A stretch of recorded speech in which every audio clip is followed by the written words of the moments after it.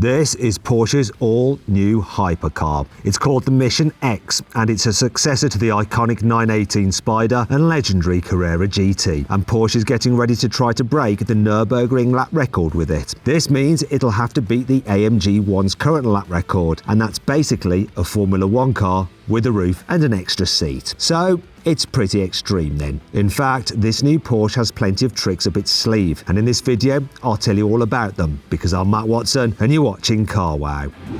Buy, sell, Car Wow. The Mission X isn't the first Porsche hypercar since the 918 Spider. Ever heard of the 919 Street concept? This was basically a road-going version of the 919 prototype that Porsche raced at Le Mans up until 2017. Porsche didn't tell anyone about the car until 2020, and by then the project had already been scrapped. But Porsche couldn't get the idea of a new Le Mans-inspired hypercar out of its head, because it's back with a brand new flagship called the Mission X. This was revealed to tie in with Porsche's 75th anniversary, and what sort of 75-year-old wouldn't want a brand new 1,000 horsepower hypercar to play with for their birthday? Porsche said that the Mission X is technically a concept car for now, like the 919 Street was, but unlike that car, Porsche said there's a chance the Mission X could actually go into production. I know what you're thinking. Car makers say this all the time, and their cars never actually get built. But when Porsche says it, it means it. After all, the Carrera GT started as a concept car at the 2000 Paris Motor Show. Porsche hadn't decided whether to put the car into production back then, but so many people wanted to buy one that Porsche ended up building more than 1,200 Carrera GTs. But that's not all.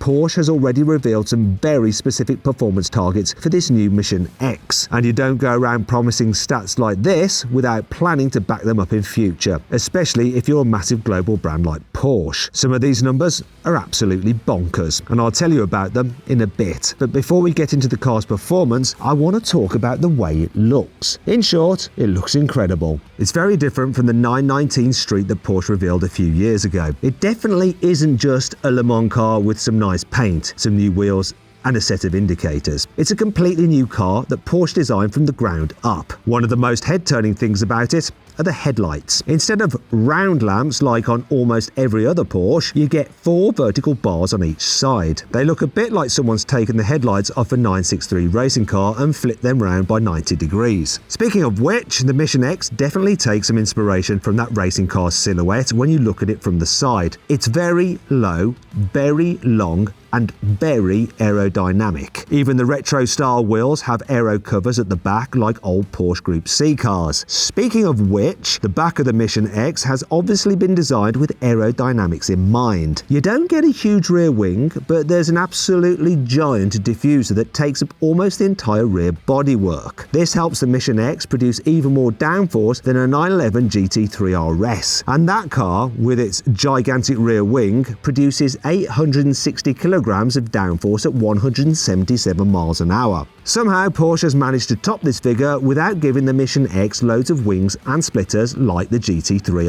RS. So it'll actually look quite subtle for a hypercar. Porsche said it did this on purpose to prove that hypercars don't have to look aggressive. So listen up, Pagani and Koenigsegg, Porsche reckons you're all doing it wrong with your angry looking hypercars. Well, that's what Porsche said about the exterior at least, because the Mission X's interior is actually pretty leery, especially on this prototype. For some reason, Porsche decided to fit 2-tone seats trimmed in white and brown. It makes the driver's seat look like an ice cream cone. The white steering wheel is another strange touch. You might want to wear driving gloves in this car, otherwise that wheel is going to look pretty grubby after a few thousand miles. But ignore the dirt magnet colour scheme for a second, because this steering wheel makes the yoke in a Tesla Model S Plaid look about as high-tech as a pair of handlebars. Although there is one area where Porsche has gone old school: the stopwatch on the dashboard. Porsche has been fitting analog stopwatches to its cars as part of the Sport Chrono pack for years, but this Mission X also gets a full digital display packed with various lap time information. I suppose it will give your passengers something to do while you're hooning around the Nürburgring.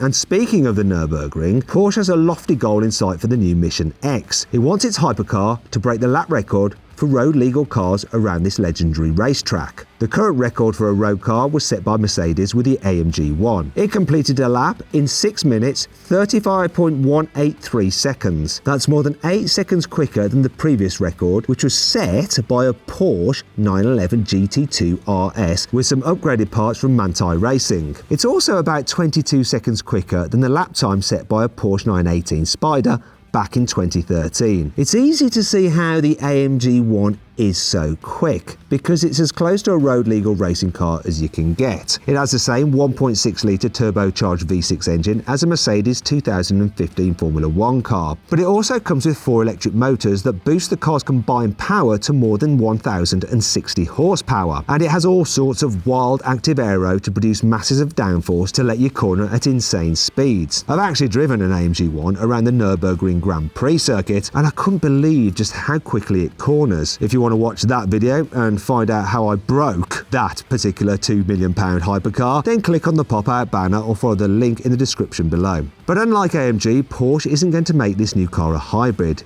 It's trying something completely different. Porsche loves to experiment with its flagship supercars and hypercars. After all, the 959 was based on a 911.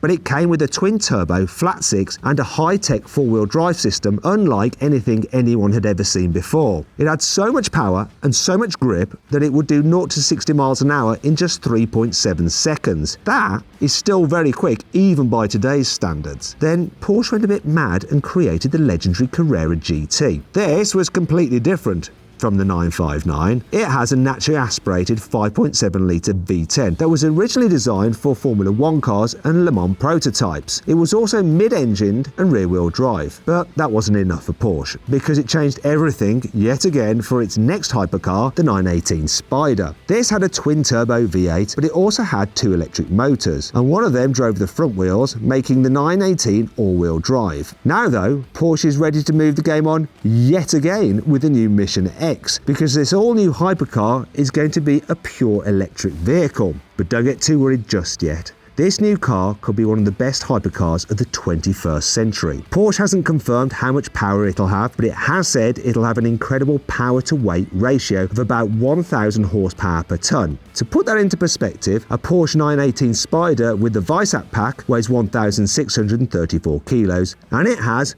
just 887 horsepower. This means it has a power-to-weight ratio of 543 horsepower per tonne. That's about half what this new car will have. The AMG 1 weighs in at 1,695 kilos and has 1,063 horsepower, giving it a power-to-weight ratio of 627 horsepower per tonne. That's about 370 horsepower per tonne less than this new Mission X. Porsche's ambitious 1,000 horsepower per tonne figure puts its new flagship in the same league as cars designed to break world top speed records. For example, the Bugatti Chiron Supersport 300 Plus has a power-to-weight ratio of 802 horsepower per tonne, and the Koenigsegg Jesko just sneaks ahead on the Porsche with a figure of 1,151 horsepower per tonne. But neither of those two cars have been designed to break lap records. In fact, one of the only cars that might stand a chance of beating the Mission X around the Nürburgring is the Bugatti Bolide. That car has the same 1,600 horsepower engine as a Chiron Supersport, but it only weighs 1,450 kilos. That gives it a power-to-weight ratio of 1,103 horsepower per tonne. And unlike the Bugatti Chiron and the Koenigsegg Jesko, the Bolide has some hardcore aerodynamics, just like a proper racing car. But there's one very important area where Porsche still has the edge. The Bugatti Bolide